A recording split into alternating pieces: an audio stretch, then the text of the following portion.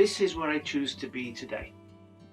I choose to be here today in this wonderful Dingley Down, bluebirds, leaves fluttering, fresh new leaves fluttering, bumblebees, wasps, bees, whatever. Very busy, so gentle environment. The alternative to being here is to be here, looking out the window and seeing this. So I choose not to be there. I choose to be here. And I hope you'll join me here.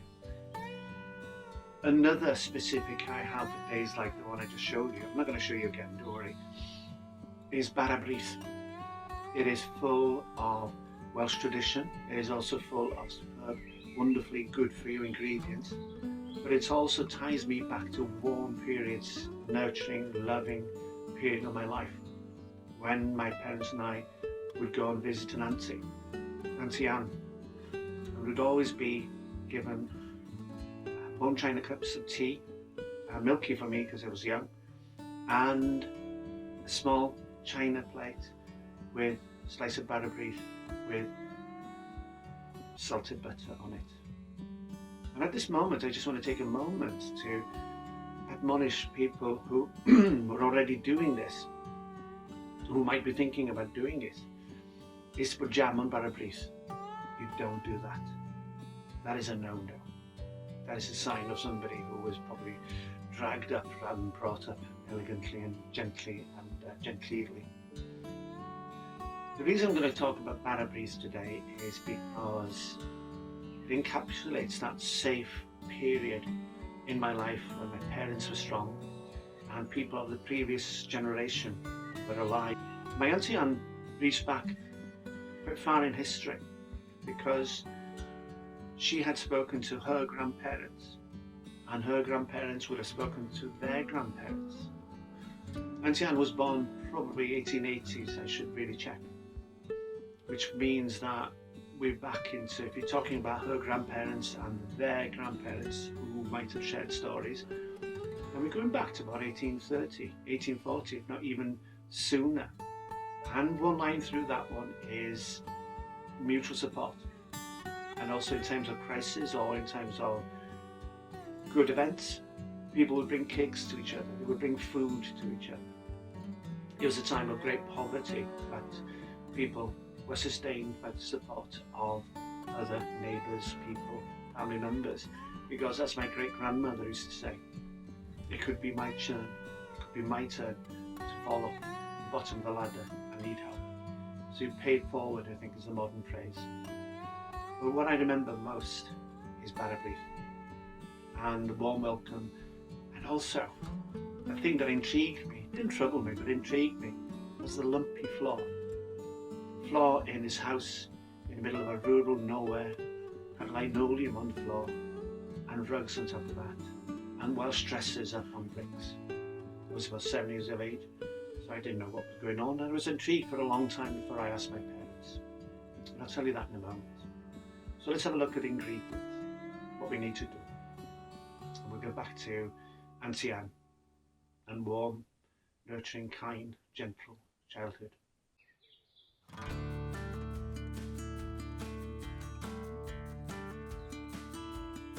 Oh yes, I think you'll notice there is no jam.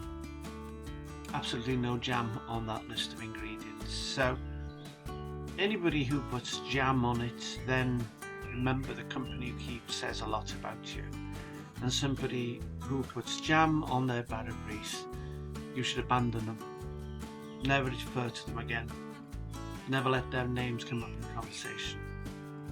Keep it simple. This is so much tradition invested in one cake.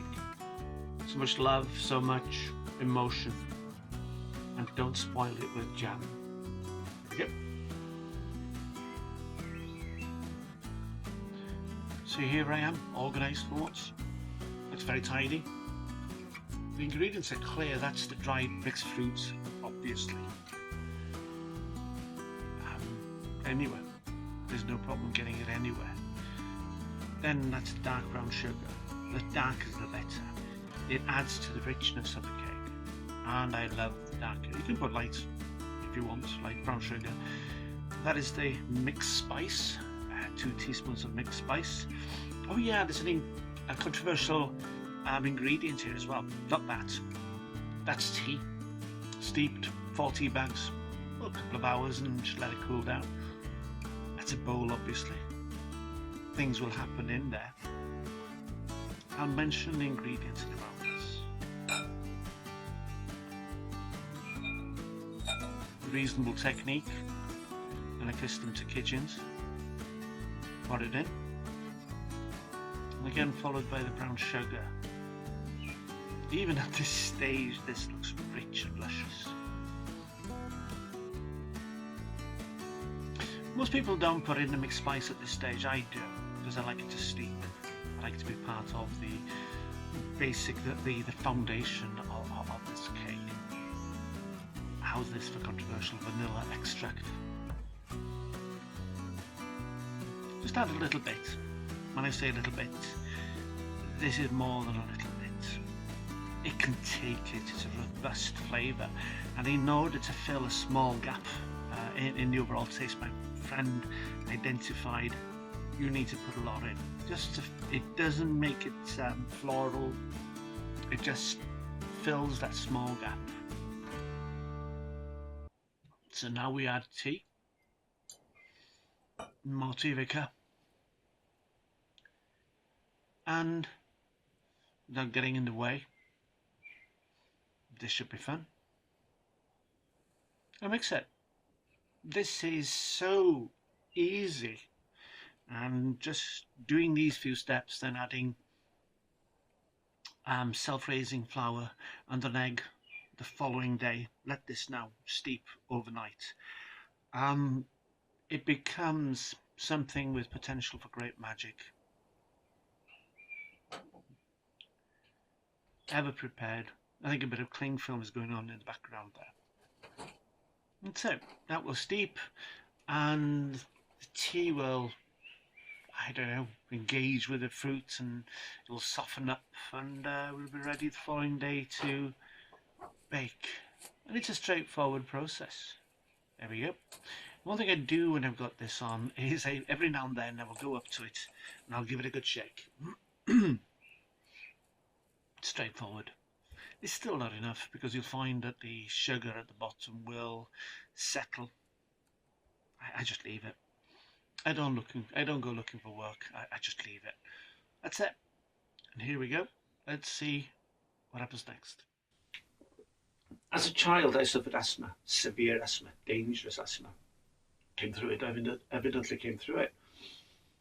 But it terrified people, because a friend we used to play with, a bit older, but a friend we played with, son of one of my father's best friends, died suddenly. Just dropped dead. His heart gave in, couldn't cope with the problems that the asthma was causing him. And after that, I was the only one in the area with asthma, and everybody was watching me. I know this now in retrospect. I didn't realise it at the time. I've been told this because people were then terrified that I was going to fall over, keel over dead because of the asthma. This is before, I think there was steroids, a thing called Tedrol, and before the Medihaler or Spinhaler and whatever they have now, nebulizers probably. But I couldn't breathe, and it was crisis, and doctor would come out middle of the night to give me injections to slow my heart rate down to a gallop. Made it through, because when I wasn't unwell, I was chucked out the house and we played football early morning till last thing at night when we were dragged in. So I survived, but my aunties were terrified that I would drop dead in their homes. So Auntie Anne watched me warily, and Auntie Maggie, who had lost a child herself, was terrified it was going to happen in her house on their farm. So occasionally we'd go there casually as brothers, and we'd always end up with some money to go and buy sweets, because my dear sweet auntie was terrified of something happening in her place. Right, back to the cake. Straightforward. I've mixed this, I've stirred this solidly because the sugar was caked at the bottom. It happens, but it's all dissolved now, and this is, to be honest with you, this is not a bowl I'm going to lick might have, not even as a 7-year-old. Anyway, all the sugar's been taken out, all the juices, and it is glorious. That liquid magic would become bread gold, fruit loaf. I'm never sure if it's a fruit loaf or fruit cake. It is so full of nutrients. Anyway, that's mixed. Now we've got to put the self-raising flour in. I don't like this. It takes time, and I'm not a person who has patience really. I just want to eat it now. So anyway, this dull bit. I think this shows, I'll leave this in just to show like a technique more than anything else, but also to show that you don't need any special super talents to make such a cake. Yeah. Here we go, that saves time. In with the rest. And that's it. Just one more ingredient after this.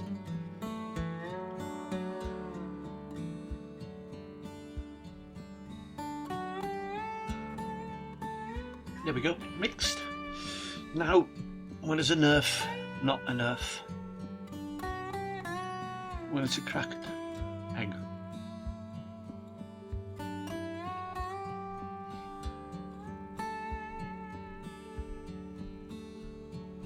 This looks almost professional. And as I say, there is even idiot cooks like me can achieve this. Generally, I don't know how to boil an egg. Actually, got somebody in the family who didn't know how to boil an egg. When he found out, he was telling everybody as if it was a superpower. We humoured him. So I mix this, fold this in, good and proper. And the advantage of having a glass spoon is that you can check to make sure that all the flour all around has been mixed in.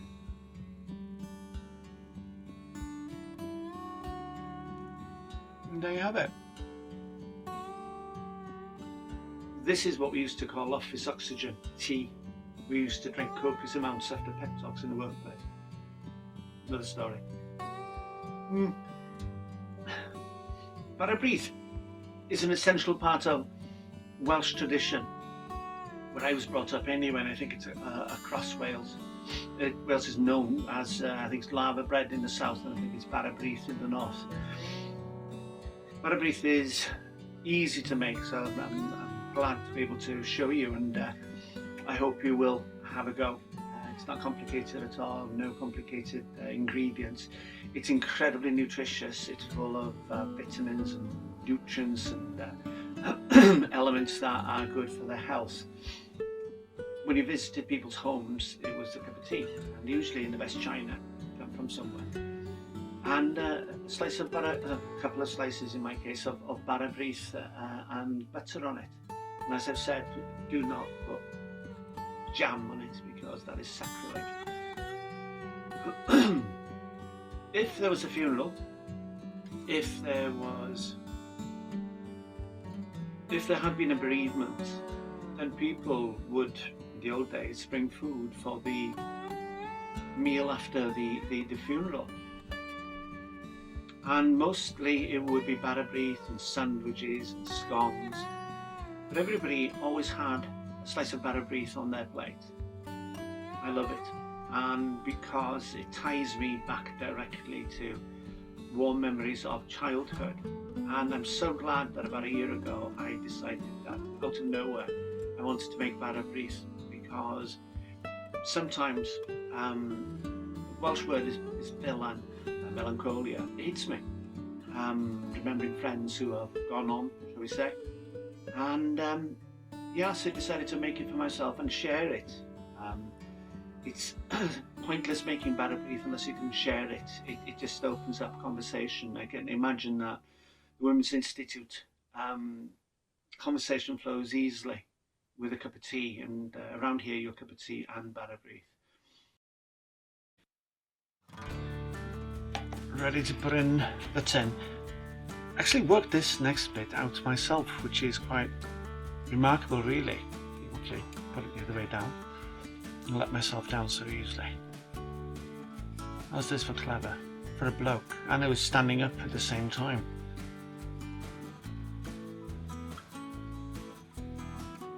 haven't got a clue what was going on there. So anyway, we've now got 2 tins with the right amount of greaseproof paper in it. I'm old-fashioned, so it's greaseproof paper, not grief-proof paper, no such thing. Obviously, next thing, put in a tin with both tins and water, not gin, it's water. This is useful later on. I'll now get a spoon. So it's spoon, warm water, spoon. There we go. Definite lack of experience, which is, it's important, you know. If I can do it, my God, anybody can do it. And this is the moral dilemma. How much do I leave in the bowl? Because really, there should only be enough for 2 tins. Yeah, I'm sure I'll be sensible. That's a heck of a lot to go into one other tin, isn't it? There's a moral imperative at play here somewhere. I'm listening to it. So, slowly, gently, with very little skill, it's not needed, just tamp it down.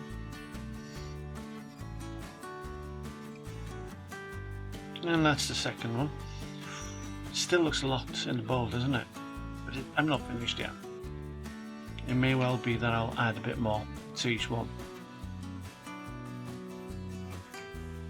There's a conversation going on in my head at the moment. Oh, that's enough. That's enough. You know, we'll sort the rest out. No need to. Instinctively, I disappoint myself. This is pointing myself with the wrong hand that time. There we go. So it's done. And I cut this out to patronise you, to stop it going on fire. That's the scissors, and I shall take all of this and either recycle it or wear it. I'm not sure. Yeah, probably wear it. There we go. That's done. 2 of them are done.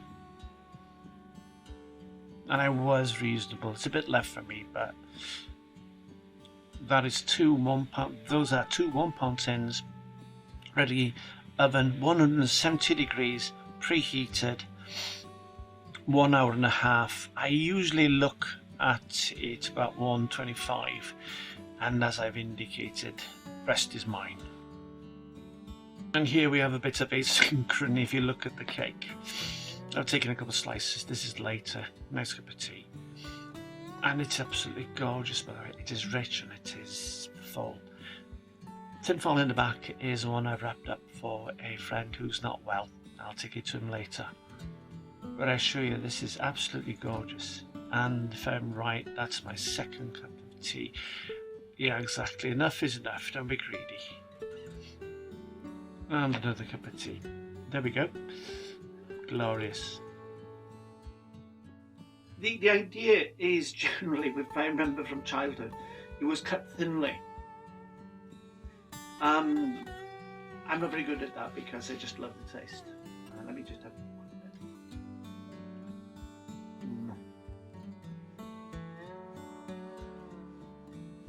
It just feels so comfortable to eat it.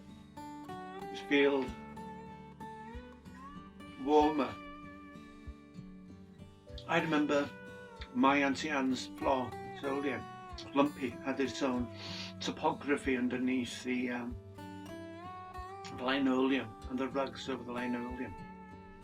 And I asked my dad once on the way home, must have been about 8 years of age, and I asked him why the floor was lumpy, and he explained. He said, it's an old house. It didn't have a foundation as such. It would have been built probably on a foundation of 3 bricks under each wall. And it would be stone and rubble. And there would be no foundation. There would be no concrete foundation that covered the entire floor of the building.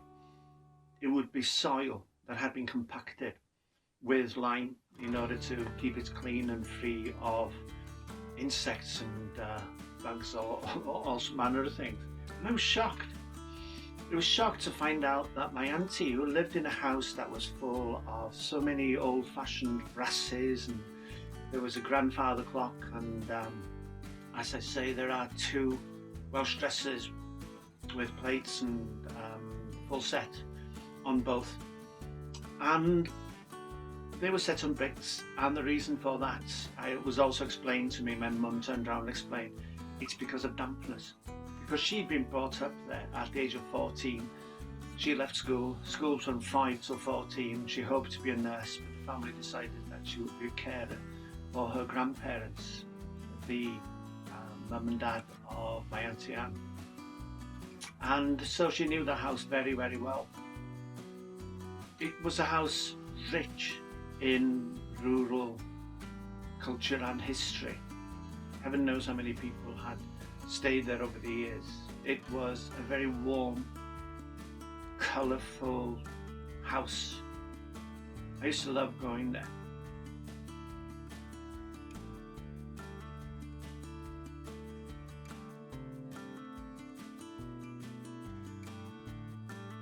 And fascinating for me as a child, because most of the stuff that was in there reached back well into the previous century, the 1800s, when my auntie had been born, and her parents had been born far away from there, 20 years earlier than her. That would have been, takes it back to about 1860s. And as I said, she would have had conversations with her grandparents, who probably had conversations with their grandparents. And she had a line going back, how many generations? 4 generations? I don't have that today, because I am their generation. And I worry, I listen to their stories about people who have gone on and adventures that, mischievous things that people used to do in those days. I'll share them with you sometime, because I want to. The reason I'll share them with you is, after me, I think there's one other member of my family who will know these stories. But because I was unwell as a child, I was dragged everywhere, so I heard much more of these stories. And I worry greatly that many of these stories, once I've gone, will never be known. And it's an enormous part of Anglesey culture, the island culture that happened in those small houses. Wonderful microcosm of the kindness and generosity and the difficulty people faced during those years when, as I say, people died of what we regard as being just mundane illnesses today. So I want to share those stories on the next videos so that you will know them. And I'm beginning to forget. I'm not beginning to forget the stories, I'm beginning to forget the details and the names of the farms and the names of the people. And they're well worth knowing, because there are some wonderful stories in there. And it was a very musical upbringing as well, for them all. Chapel and church was so important. It isn't anymore. My mum's chapel is now closed. So I'll leave you with a toast from my Bara Brith, my cup of tea. It's probably going warm there. I wish you well, and I do encourage you to make Bara Brith. And let me know. Let me know if you had anything similar experience in your childhood. And also, do you remember stories, and how far back do they go? We live in such a culture nowadays where other people's stories are not as important as our own. Our own stories are far more important than anything that's gone on in the past. There's an immediacy. The reason for that is we don't seem to feel the need to be dependent on other people. Whereas in the past, you looked after other people, you welcomed people into your home, and you would be welcomed into their homes because everybody was terrified of illness and of poverty. So everybody helped everybody else. And the glue that held them together, mostly, was a cup of tea and a slice of Bara Brith. I wish you well. You take care and let me know.